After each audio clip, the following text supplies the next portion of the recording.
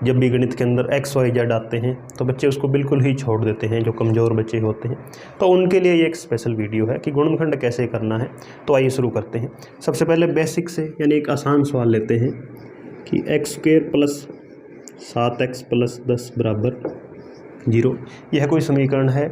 इस समीकरण के दो मूल आएंगे, दो शून्यक आएंगे, x के दो मान आएंगे, क्योंकि x की पावर हमें 2 दे रखी है। तो जब इस तरह की कोई समीकरण आपको दी हो तो पहले तो इस समीकरण को समझने का आपको पता होना चाहिए कि समीकरण है क्या। समीकरण का मतलब ये है कि इस समीकरण के अंदर जब मैं x के दो मान ऐसे रखूँगा कि जब उस मान का मैं स्क्वायर करूँगा प्लस 7 की उस मान के साथ गुणा करूँगा प्लस 10 जोड़ूंगा तो मेरे पास हमेशा वैल्यू 0 आएगी इस समीकरण के अंदर। तो यह कहने का इसका तात्पर्य है। अब x के वो दो मान क्या होंगे यह निकालते हैं। तो इसके लिए मेथड होता है, स्टेप बाय स्टेप हम चलेंगे और इसको आप स्टेप बाय स्टेप ही सीखोगे तो आसानी होगी। तो इसके अंतर्गत पहला स्टेप क्या होगा कि जो बीच की टर्म है 7x, यह है प्लस की पॉजिटिव साइन है, तो इसको साइन के साथ ही उठाकर आपने अलग लिख लेना है। हमने लिख लिया प्लस का 7x, और जो टर्म बच गई उन दोनों की हम गुणा कर देंगे। इस 10 की एक्स स्क्वायर के साथ गुणा कर देंगे। 10 गुणा एक्स स्क्वायर बराबर 10x स्क्वायर। इतना काम हमने कर लिया। अब जो बीच की टर्म हमने इधर लिखी है इसके टुकड़े करने हैं। इस टर्म को दो टुकड़ों के अंदर तोड़ लेना है, और यह ध्यान रखना है कि जो दो टुकड़े तोड़ रहे हैं उन टुकड़ों को वापस जोड़ें तो प्लस का 7x ही बनना चाहिए, और कुछ बन गया तो हमारा सवाल वहीं गलत हो जाएगा, उसके आगे एग्जामिनर चेक भी नहीं करेगा। तो बहुत ध्यान से, सबसे पहले हमें पता है कि 7x क्या होता है। यदि हम 6x और 1x को जोड़ दें तो 7x बन गया, बन ही जाता है। उसी तरह हम 2x 5x को जोड़ दें तो भी 7x बन जाएगा। इस तरह हम अनेक टुकड़े लिख सकते हैं, कितने ही टुकड़े लिख सकते हैं, ठीक है। फिर माइनस के भी हम लिख सकते हैं कि यदि मैं 8x में से 1x घटा दूं तो भी 7x बनेगा। यानी इस तरह हम प्लस माइनस के अनेकों टुकड़े लिख सकते हैं। उन सभी टुकड़ों का जोड़ या घटाव क्या होगा, 7x होगा। लेकिन हमें कौन सा टुकड़ा लेना है, हमें वही टुकड़ा लेना है जिन दोनों की गुणा क्या बन जाए, 10x स्क्वायर बन जाए। तो यहाँ मैं देख रहा हूँ कि 6 और 1 की गुणा तो 6x स्क्वायर होगी, 2x और 5x की गुणा क्या होगी, 2 5 10, x और x को गुणा करें तो x स्क्वायर। तो कहने का मतलब मुझे ये टुकड़ा क्या है, सूटेबल है मेरे लिए, तो इसको मैं उठाकर यहाँ ले आऊँगा। तो यहाँ समीकरण क्या थी, x स्क्वायर प्लस, दोनों निशान प्लस के ही हैं, तो 7x की जगह क्या लूँगा मैं यहाँ, 2x प्लस 5x, यानी 7x को तोड़ के मैंने क्या लिख दिया, 2x प्लस 5x प्लस में 10 बराबर 0। तो पहला काम तो मेरा हो गया। पहला काम आपने यही करना है कि बीच की टर्म को उठाकर दो टर्म्स के अंदर स्प्लिट कर लेना है, और यह ध्यान रखना है कि जब मैं इनको जोड़ूँ वापस तो क्या बनेगा, 7x। या जब माइनस वाला लेंगे तब उनको जब हम माइनस करेंगे तो भी यही टर्म बननी चाहिए जो हमने ली है। और उसके बाद हमने देखा कि दोनों की गुणा में क्या है, 10x स्क्वायर है, तो मेरे लिए ये टुकड़ा सही है। अब हमारा अगला काम होगा कॉमन लेने का, यानी इन दो के अंदर कुछ कॉमन आएगा, इन दो के अंदर कॉमन आएगा हर बार, यह जरूरी है। और यहाँ देख रहे हैं x स्क्वायर है, यानी x गुणा x है, और ये क्या है, 2 गुणा x। तो दोनों के अंदर मैं देख रहा हूँ कि x दोनों के अंदर है, तो x मैं बाहर लिख लूँगा कॉमन। अब x स्क्वायर था तो 1x तो मैंने बाहर लिख लिया, यानी ये x तो बाहर आ गया मेरा, अंदर क्या बचेगा, 1x बचेगा, तो वो मैं यहाँ लिखूँगा, प्लस का निशान उतारूँगा। ये x यहाँ बाहर आ गया, अंदर क्या बचेगा, +2। इसी तरह यहाँ कुछ कॉमन आएगा, क्या दिख रहा है, 5 और 10 में क्या कॉमन होता है, 5 और 10 के अंदर 10 को मैं जानता हूँ क्या लिख सकता हूँ, 5 गुणा 2, 5 गुणा 10। तो ये तो है 5 गुणा x, और ये 10 क्या है, 5 गुणा 2, तो 5 दोनों के अंदर है, तो वो प्लस का 5 मैं दोनों के अंदर कॉमन ले लेता हूँ। यहाँ क्या बचेगा, x, और यहाँ 5 तो मैंने बाहर लिख लिया, अंदर बचेगा 2 बराबर 0। ये हमारा दूसरा काम होगा कॉमन लेने का, दूसरा स्टेप। इसके अंदर एक चीज़ और आप चेक करेंगे हमेशा कि जो ये वाली टर्म है x+2 ये दोनों सेम होनी चाहिए, वरना हमारा सवाल यहीं गलत हो जाएगा। ये भी ध्यान रखना है, ये हर बार हमारे उत्तर बराबर आएंगे ये वाले।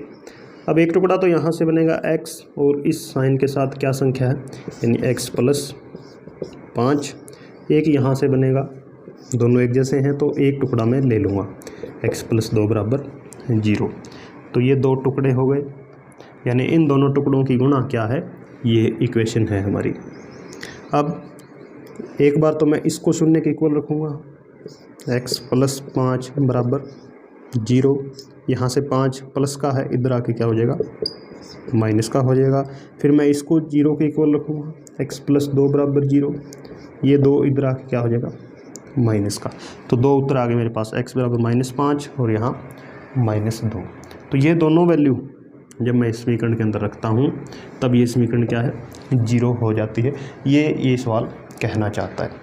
तो इसके अंदर एक चीज़ और ध्यान रखेंगे कि जब भी आपकी समीकरण के अंदर दोनों निशान प्लस के हों तब हमारा उत्तर हमेशा माइनस के अंदर आएंगे। दोनों ही हमारे आंसर, दोनों शून्यक माइनस के होंगे। तो ये हमने एक इजी क्वेश्चन सोल्व कर लिया है। स्टेप बाय स्टेप इसको आपने हल करना है। अब एक दो और एग्जांपल जो कि माइनस के होंगे और एक दो बड़े सवाल भी देखते हैं। अगला क्वेश्चन x² - 3x - 10 = 0। इसके भी हमने शून्यक या मूल या हल ज्ञात करने हैं। तो पहला काम हमारा वही रहेगा, जो हमारी मिडिल टर्म है उसको आपने उठाकर एक तरफ लिख लेना है, -3x निशान के साथ ही लेके आना, ये ध्यान रखना है। और जो दोनों टर्म बच गई उनकी मल्टीप्लाई कर दो, गुणा कर दो। तो -10 को मैं x के साथ स्क्वायर के साथ गुणा करूँगा, क्या बनेगा -10x²। तो पहला काम तो हो गया हमारा। पहला स्टेप क्या था, मिडिल टर्म को बाहर रखना। ये काम ध्यान रखना है हमारा रफ के अंदर होगा। उसके बाद इसके अब हमें टुकड़े करने हैं, इसको स्प्लिट करना है 2 पार्ट्स के अंदर। तो -3x कब बनेगा, यदि मैं -1x और -2x जोड़ दूं तो -3x बन जाएगा।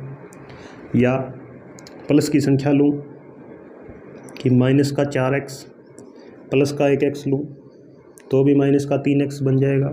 लेकिन हमारा एक ध्यान कहाँ होना चाहिए कि गुणा 10 बननी चाहिए, -10। तो ये छोटे टुकड़े लेने की आवश्यकता नहीं है। हम क्या लेंगे सीधा कि 3 के टुकड़े 5, एक तो 5 लूँगा और एक लूँगा 2, तो 5 दूना 10 हो जाएगा। लेकिन यहाँ निशान बहुत केयरफुली चूज़ करने होते हैं। साइन कैसे लेते हैं कि जो मेरी मल्टीप्लाई बन रही है वो तो माइनस के अंदर बनेगी, तो दोनों में से एक साइन तो माइनस का होगा ही होगा। अब कौन सा होगा, यदि मैं प्लस का 5 और माइनस का 2 ले लूँ, प्लस का 5 और माइनस का 2, तो जब इनको मैं मल्टीप्लाई करूँगा तब तो -10x² हो गया। लेकिन जब मैं इनको सोल्व करूँगा 5 में से 2 घटाऊँगा तब 3x किसका बच रहा है, प्लस का। लेकिन मेरे पास क्या होना चाहिए, माइनस होना चाहिए। तो इसका उल्टा करूँगा, यानी माइनस की संख्या बड़ी लूँगा और ये छोटी। अब माइनस के 5x में से जब 2x घटेंगे, हम जानते हैं प्लस माइनस निशान की हमेशा लड़ाई होती है, घटता है हमेशा। तो जब घटेगा तो क्या बन जाएगा, -3x। तो ये टुकड़ा मेरे लिए सूटेबल है। तो ये टुकड़ा यहाँ पर दर्ज कर देंगे, x² - 5x plus 2x minus का 10 = 0। यानी माइनस के 3x की जगह मैंने ये यहाँ पर रकम लिख दी है। अब कॉमन लेना होता है इन दोनों के अंदर। जैसे पहले सवाल के अंदर भी देखा हमने x कॉमन था, तो यहाँ यानी x² है, तो एक x तो मैंने बाहर लिख लिया, एक अंदर लिखूँगा, माइनस ये x तो पूरा ही बाहर आ गया, अंदर ये 5 बचेगा। अब यहाँ प्लस 2x और 10 -10, इसके साथ x नहीं है, इसके साथ x है, तो x तो कॉमन नहीं आएगा। तो 2 और 10 में से ही कॉमन आएगा कुछ, तो 2 कॉमन ले लेता हूँ। x -10 को क्या लिख सकता हूँ, 2 × 5, 2 तो बाहर आ गया, अंदर बचेगा 5 = 0। अब मैंने चेक कर लिए दोनों टुकड़े एक जैसे हैं। अब दो टुकड़े क्या बनेंगे, एक तो x + 2 और एक x - 5 = 0। तो यानी इन दोनों की गुणा मैं करके देखूं तो ये इक्वेशन वापस बन जाती है। अब इसको पहले 0 के इक्वल रखूँ मैं, दोनों टुकड़ों को बारी बारी से 0 के इक्वल रखेंगे आप। ये 2 प्लस का इधर आके क्या हो जाएगा माइनस का, और यहाँ से इसको जब मैं 0 के बराबर रखूँगा तो ये -5 इधर आके प्लस का 5 हो जाएगा। तो ये दो वैल्यूज़ x के दो मान हमारे पास आ गए हैं। तो ये हमारा तरीका होता है, गुणनखंड करने की विधि यही होती है। गणित का जो बहुत से, जब हम कंपटीशन एग्ज़ाम्स की भी तैयारी करते हैं तो बहुत सी इक्वेशन, जैसे कोई ट्रेन का सवाल है या समय, कार्य, दूरी, इन सब के सवालों के अंदर जब हम कुछ मान लेते हैं x, y, z, उसके बाद ऐसी इक्वेशन ही बनती है। तो इसको फिर सॉल्व करना आपको आना चाहिए। अब ये तो हमने टुकड़े करके देख लिए कि 5 और 2 का टुकड़ा 3, लेकिन जब बड़ी इक्वेशन बनेगी कंपटीशन एग्ज़ाम के अंदर, और लगभग हर बार बड़ी इक्वेशन ही बनती है, तो उसको कैसे सॉल्व करना है उसके भी हम 1-2 एग्जांपल देख लेते हैं। ये इक्वेशन दी है x² + 48x - 324 बराबर 0। अब इसको टुकड़ा करना बहुत मुश्किल है 48x के, क्योंकि टुकड़े बहुत ज़्यादा हो रहे हैं और हर बार उन टुकड़ों की गुणा करके -324 x² निकालना बहुत मुश्किल है, बहुत समय लगता है। तो उसके लिए हमारे पास एक सूत्र होता है जो कि हम खासकर 10th क्लास के अंदर पढ़ते हैं, द्विघाती सूत्र होता है। उसके अंदर x की वैल्यू क्या आती है, यानी उस सूत्र के द्वारा -b ± √b² - 4ac बटे 2a। यहाँ a b c क्या है, यानी इस x के साथ जो भी संख्या है वो तो a होगी, x² के साथ a होगी, इस x के साथ b, और ये टर्म हमारी तीसरी कांस्टेंट है, ये c हो जाएगी। तो अब इनकी वैल्यू इनके अंदर रख देते हैं। x बराबर -b की वैल्यू क्या है 48 ± √b² यानी 48 का स्क्वायर -4, a की वैल्यू क्या है, a के साथ x² के साथ क्या है 1 लगा हुआ है, और c की वैल्यू क्या है -324 बटे 2a, a का मान 1 है। अब इसको सॉल्व कर लेंगे तो हमारे पास x की वैल्यूज़ आ जाएंगी। तो -48 ± √48 का स्क्वायर, यदि आपको याद हो, या वैसे 50 - 2 50 - 2 a² b के होल स्क्वायर से भी कर सकते हैं। वैसे 48 का स्क्वायर 2304 होता है। इन तीनों की गुणा क्या होगी, माइनस माइनस प्लस हो जाएगा, 4 एकम 4, 324 चौके 24 चौका 96, 12 तिये 4 तिये 12, यानी 1296 हो जाएगी। नीचे 2 एकम 2, तो -48 प्लस माइनस √ 2304, 96 और 400, 23 12 35 और 1 3600 बटा 2, -48 प्लस माइनस, इस प्लस माइनस का मतलब ये है कि इन रूट से हमेशा दो वैल्यू जो बाहर निकलती है वो हमेशा प्लस और माइनस की होती है। जैसे इन रूट 16 है तो इसका मतलब क्या है कि प्लस और -4 दोनों आएंगी, यानी -4 और -4 को गुणा करते हैं तो भी प्लस का 16, +4 को गुणा करते हैं तो भी 16 होता है। तो 3600 की वैल्यू, रूट का वैल्यू 60 हो जाएगा बटे 2। तो यहाँ आप देख सकते हैं एक बार तो प्लस का 60 लेंगे, एक बार माइनस का, ताकि हमारे पास दोनों वैल्यूज़ आ जाएं। तो जब प्लस का 60 लिया, 48 प्लस 60 बटे 2, एक वैल्यू तो ये हो गई। एक बार हमने लिया माइनस 60 में से 48 घटाएंगे 12 बटे 2, और ये दोनों ही माइनस के हैं, यानी माइनस का 108, सेम निशान जुड़ जाते हैं। 6 और माइनस का 54, ये दो वैल्यू हमारे पास, फाइनल आंसर हमारा इस समीकरण का आ चुका है। अब इसके टुकड़े ये दोनों होंगे, लेकिन टुकड़े मुश्किल थे, माइनस का 54 लेते, प्लस का 6, फिर उनकी गुणा करते। तो इस तरह यदि जब बड़ी रकम हमें दी हो या बड़ी स्टेटमेंट दी है तो उसके अंदर हम इस तरह से सोल्व कर सकते हैं। तो ये हमारा आज का टॉपिक, गुणनखंड कैसे करें। धन्यवाद।